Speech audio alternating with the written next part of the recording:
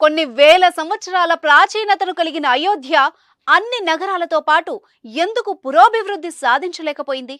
ఎందుకు ఇన్నాళ్లు వివాదాలతో ఘర్షణలతో నలిగిపోయింది? పురాతన ప్రాశస్త్యం కలిగిన ఎన్నో క్షేత్రాలు అమేయ అభివృద్ధిని సాధించి దివ్య క్షేత్రాలుగా రాణిస్తుంటే అయోధ్యకు ఆ యోగం ఇన్నాళ్లు ఎందుకు కలగలేదు? ఇప్పుడు ఒక్కసారిగా అయోధ్య సుందరీకరణతో ఎందుకు వెలిగిపోతోంది? అది బాలరాముని కొలవడం వల్లనా, లేక మరేమైనా కారణాలున్నాయా? గజం కేవలం 23,000 రూపాయలతో 165 గజాల భూమి కేవలం 38 లక్షలు మాత్రమే. ఇన్నాళ్లు వివక్ష నీలి మేఘాలు కమ్ముకోవడానికి గల కారణాలేంటి? అయోధ్యకు ఏమైనా శాపముందా? ఉంటే ఆ శాపానికి కారణాలేంటి? ఆసక్తిని గొలిపే అయోధ్యపై ప్రత్యేక కథనం.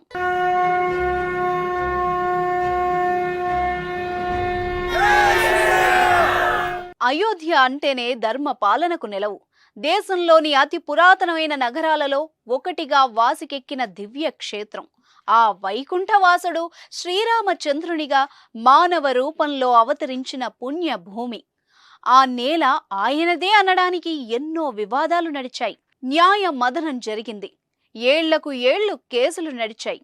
చివరికి కె పరాశరన్, స్వామి వీరభద్రాచార్య వంటి న్యాయ నిపుణుల వల్ల అది రామజన్మ భూమేనంటూ తీర్పు వెలువడింది. కొన్ని వందల సంవత్సరాల పాటు పూర్తి న్యాయ వివాదంలో ఉన్న ఆ నేల ఇప్పుడు సర్వశోభితంగా అలరారుతోంది. సుందరమైన నగరంగా ఆవిర్భవించింది. ఎన్నో సంవత్సరాల పాటు అజ్ఞాతంగా ఉన్న రామచంద్రుడు భవ్యాలయంలో బాలరాముడిగా కొలువుదీరాడు. ప్రపంచం మొత్తం ఇప్పుడు అయోధ్య వైపే చూస్తోంది.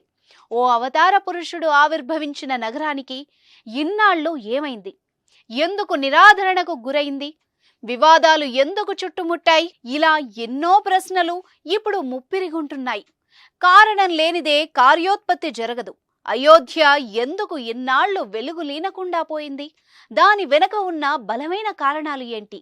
ఇవే ఇప్పుడు అందరినీ తొలుస్తున్న ప్రశ్నలు. ఓ చిలుక శాపం వల్ల సీతారామచంద్రుల మధ్య వియోగం ఏర్పడిందన్నది పురాణం. మిథిలా నగరంలో ఉన్న సీతమ్మ ఓ రోజు వన విహారానికి వస్తే అక్కడ ఓ చిలుకల జంట మాట్లాడుకోవడం వినిపించింది. రాముల వారితో సీతమ్మ వివాహం జరుగుతుందని ఆ చిలుకలు మాట్లాడుకోవడం విని వాటిల్లో ఓ దానిని తనతో తీసుకుని రాజమందిరానికి వెళ్ళింది.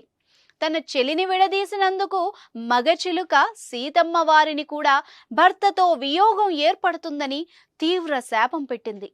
ఆ శాపమే సీతారామచంద్రుల వియోగానికి కారణమని పురాణాలు పేర్కొంటున్నాయి.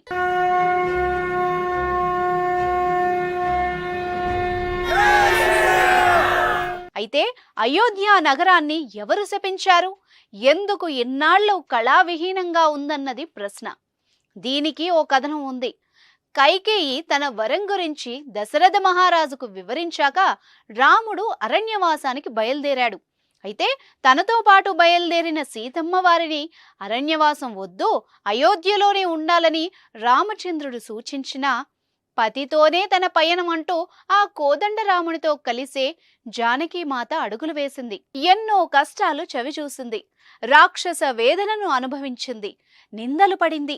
రావణ సంహారం అనంతరం అగ్నిప్రవేశం చేసి తన సచ్చీలతను నిరూపించుకుంది. కాని అవమానాలు వీడలేదు. వాటన్నింటినీ దిగమింగుకొని వాల్మీకి మహర్షి ఆశ్రయం పొందింది. దుఃఖభారంతో అయోధ్యను వీడుతూ ఆ లోకమాత ఎంతో పరితపించింది.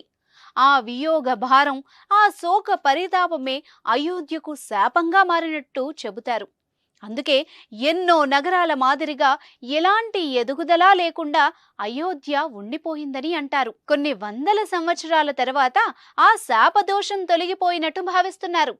ఆ ప్రభావం వల్లే ఇప్పుడు అయోధ్య సుందరమైన నగరంగా భక్తులను ఆకట్టుకుంటోందని, బాలరాముణ్ణి దర్శించుకునేందుకు భక్తులు తరలి వస్తున్నారని అంటున్నారు. ఇప్పుడు అయోధ్య రూపురేఖలు పూర్తిగా మారిపోయాయి.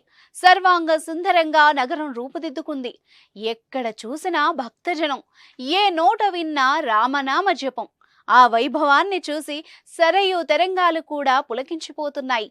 శోక తప్త అయిన సీతమ్మ ఉసురు సోకి అయోధ్య నగరం కళావిహీనమైతే ఇప్పుడు శాప విమోచనమైనట్టు అయోధ్య రాజవంశీకుడు బి మోహన్ ప్రతాప్ శర్మ అభిప్రాయపడుతున్నారు. ప్రత్యక్షంగా సీతమ్మ వారు అయోధ్యను శపించకపోయినా ఆమె పడిన మనోవేదన, క్షోభే అయోధ్యకు కీడుగా పరిణమించాయని అంటారు. కొన్ని వందల సంవత్సరాల తర్వాత ఆ కీడు తీరిపోయింది. ఆ శాపం వీడిపోయింది.